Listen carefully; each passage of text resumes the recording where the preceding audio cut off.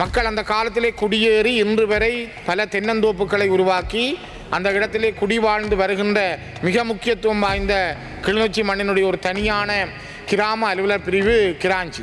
இந்த கிராஞ்சியினுடைய கிட்டத்தட்ட 2000 ஏக்கர் பகுதிகள் கிராஞ்சியினுடைய தெற்கு பகுதியாக இருக்கின்ற பிரதேசங்களில் காற்றாலைகள் மூலம் மின்சாரத்தை பெறுவதற்காக அரசாங்கம் முயற்சிக்கிறது என்ற அடிப்படையில் அங்கிருக்கின்ற 4000க்கும் மேற்பட்ட தென்னை பிள்ளைகள் இவ்வளவு காலமும் நட்டு உருவாக்கி பயன்பெறுகின்ற இந்த நேரத்திலே பல 100 குடும்பங்களுடைய தென்னம்பிள்ளைகள் அழிக்கப்படுகின்றன.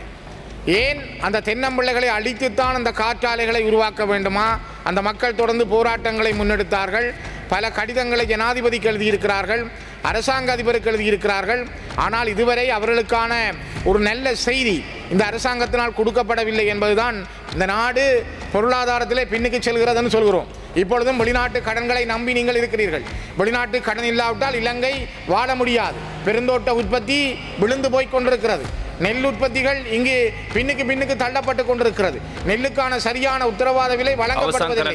அதே போல யாழ்ப்பாணத்தில் உற்பத்தி செய்யப்படுகின்ற வெங்காயமோ அல்லது ஏனைய மரக்கறிகள் உற்பத்தி நடைபெறுகிற பொழுது நீங்கள் இறக்குமதியை செய்கின்றீர்கள். நெல் உற்பத்தி அறுவடை செய்யப்படுகிற பொழுது அரிசி இறக்குமதி செய்யப்படுகின்றது. இவையெல்லாம் இந்த நாட்டினுடைய பொருளாதாரத்தில் மிக பெரிய அளவிலான பலவீனத்தை தருகின்றது. මීළඟට සිවඥානම් ශ්‍රීධරන් ගරු මන්ත්‍රීතුමා විනාඩි 7ක කාලයක් ඔබතුමාට. கௌரவ தலைமைதாங்கும் உறுப்பினர் அவர்களே, இன்றைய தினம் பலிசக்தி மின்சாரம் தொடர்பான இந்த விவாதத்தின் பொழுதான பொழுது மிக முக்கியமாக நாட்டிலே இயற்கையின் வழியிலே நீங்கள் மின்சாரங்களை பெறுவதும் ஏற்கனவே இருக்கின்ற நீர் மின்சாரத்தின் ஊடாகவும் நாட்டினுடைய மின்சார தேவைகள் பூர்த்தி செய்யப்படுவதற்கான முயற்சிகள் மேற்கொள்ளப்படுகின்றன. இருந்தாலும் இப்பொழுதும் கூட சில இடங்களில் இயந்திரங்கள் மூலமாக மின்சாரம் வழங்குகின்ற செயல் திட்டங்கள் நாட்டிலே நடைபெற்று கொண்டிருக்கின்றன. எரிபொருள் தட்டுப்பாடுகள் ஒருபுறம் இருக்க, இயற்கை ரீதியாக கிடைக்கின்ற மின்சாரத்தினுடைய தாக்கமும் தரவுகளும் குறைவென்பதையும் நாங்கள் இந்த இடத்திலே புரிந்து கொள்ள வேண்டும். இதனை விட சோலார் விண்பவர் மூலமாக காற்றாலைகள் மூலமாக நாட்டிலே மின்சாரத்தை சேகரிப்பதற்கான பல செயல் திட்டங்கள் முன்னெடுக்கப்படுகின்றன. அந்த செயல் திட்டங்களில் அண்மையிலே மன்னார் மாவட்டத்தில் தொடர்பிலே மிகப்பெரிய அளவான விமர்சனங்கள், மிகப்பெரிய அளவிலான போராட்டங்கள் நடைபெற்று ஒரு முடிவுக்கு வந்திருந்தது. அது ஜனாதிபதி வரைக்கும் சென்று ஒரு முடிவுக்கு கொண்டு வரப்பட்டது. இப்பொழுது கிளிநொச்சி மாவட்டத்தினுடைய கிராஞ்சி கிராமத்திலே, கிராஞ்சி, வலைப்பாடு, வேரவில் போன்ற கிராமங்களை உள்ளடக்கிய பகுதி ஒரு கிளிநொச்சியினுடைய மேற்கு பகுதியிலே தனியான ஒரு தீவு பகுதி போல காட்சியளிக்கின்ற இடம். மழை பெய்து வெள்ளம் வந்தால் அந்த இடங்களுக்கு போக்குவரத்து செய்ய முடியாது. அவ்வளவுக்கு போக்குவரத்து பாதைகள் கூட இல்லை. அவ்வாறான அந்த கிராஞ்சி என்பது முழுக்க தென்னந்தோட்டங்களுக்கு மிக பெருமதி வாய்ந்த ஒரு இடம்.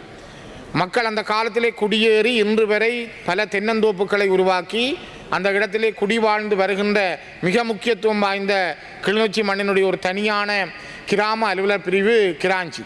இந்த கிராஞ்சியினுடைய கிட்டத்தட்ட 2000 ஏக்கர் பகுதிகள் கிராஞ்சியினுடைய தெற்கு பகுதியாக இருக்கின்ற பிரதேசங்களில் காற்றாலைகள் மூலம் மின்சாரத்தை பெறுவதற்காக அரசாங்கம் முயற்சிக்கிறது என்ற அடிப்படையில் அங்கிருக்கின்ற 4000க்கும் மேற்பட்ட தென்னை பிள்ளைகள் இவ்வளவு காலமும் நட்டு உருவாக்கி பயன்பெறுகின்ற இந்த நேரத்திலே பல 100 குடும்பங்களுடைய தென்னம்பிள்ளைகள் அழிக்கப்படுகின்றன.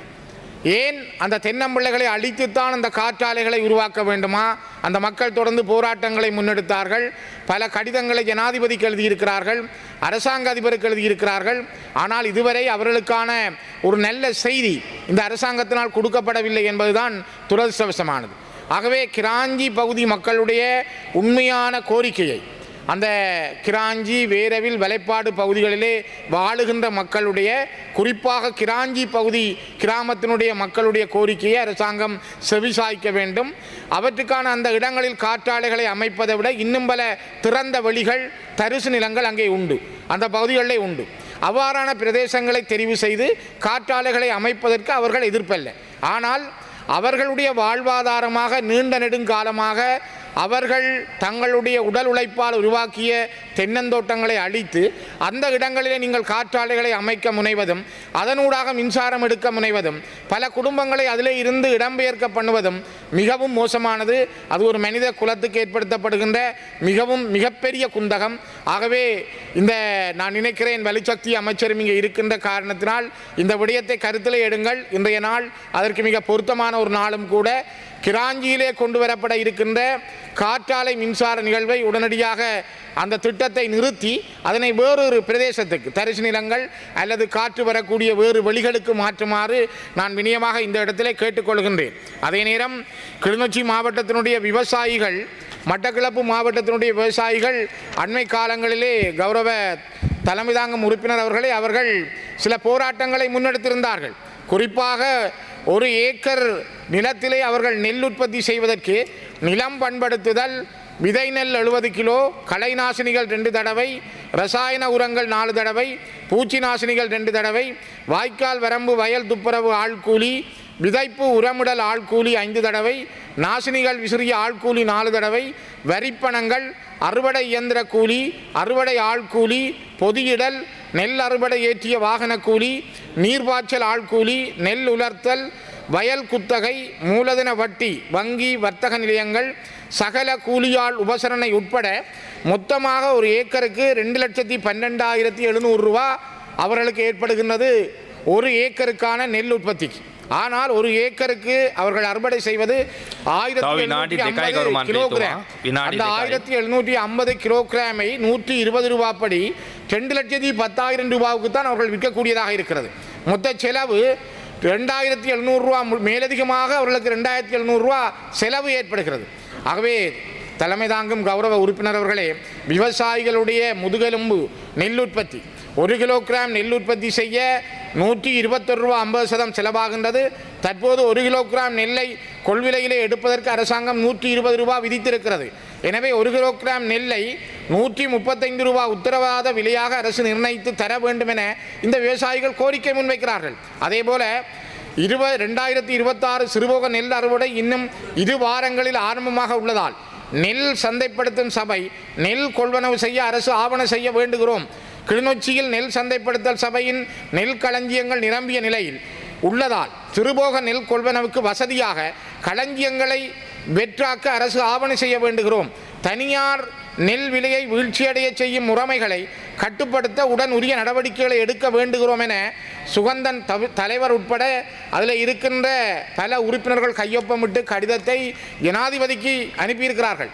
அந்த கடிதத்தை நான் சபாபீடத்துக்கு சமர்ப்பிக்கின்றேன். கௌரவ தலைமை தாங்கும் உறுப்பினர் அவர்களே, இந்த கௌரவ அமைச்சர், நீங்கள் இங்கே இருக்கின்ற இந்த நாட்டினுடைய மிகப்பெரிய முதுகெலும்பு விவசாயம், இந்த விவசாயத்தினுடைய நடவடிக்கைகளை சரியாக நீங்கள் புரிந்து கொள்வீர்கள் என்று நினைக்கிறேன்.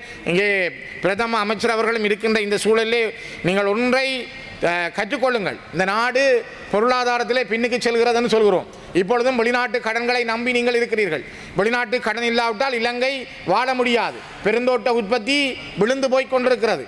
நெல் உற்பத்திகள் இங்கு பின்னுக்கு தள்ளப்பட்டு கொண்டிருக்கிறது. நெல்லுக்கான சரியான உத்தரவாத விலை வழங்கப்படுவதில்லை. அதே போல யாழ்ப்பாணத்தில் உற்பத்தி செய்யப்படுகின்ற வெங்காயமோ அல்லது ஏனைய மரக்கறிகள் உற்பத்தி நடைபெறுகிற பொழுது நீங்கள் இறக்குமதியை செய்கின்றீர்கள். நெல் உற்பத்தி அறுவடை செய்யப்படுகிற பொழுது அரிசி இறக்குமதி செய்யப்படுகின்றது. இவையெல்லாம் இந்த நாட்டினுடைய பொருளாதாரத்தில் மிக பெரிய அளவிலான பலவீனத்தை தருகின்றது. ஆகவே தயவு செய்து இந்த நாட்டினுடைய பொருளாதாரம் வளர வேண்டும். மக்களுடைய விவசாய எனக்கு ஒரு நிமிஷம் தாருங்கள். இதனை நீங்கள் தயவு செய்து கருத்தில் எடுங்கள். விவசாயிகளுடைய உற்பத்தியிலும் விவசாயிகளுடைய பொருளாதார வளத்திலும் அதிகமான கரிசனை கொள்ளுமாறு இந்த உயர்ந்த சபையினூடாக நான் வினயமாக கேட்டுக்கொள்கின்றேன்.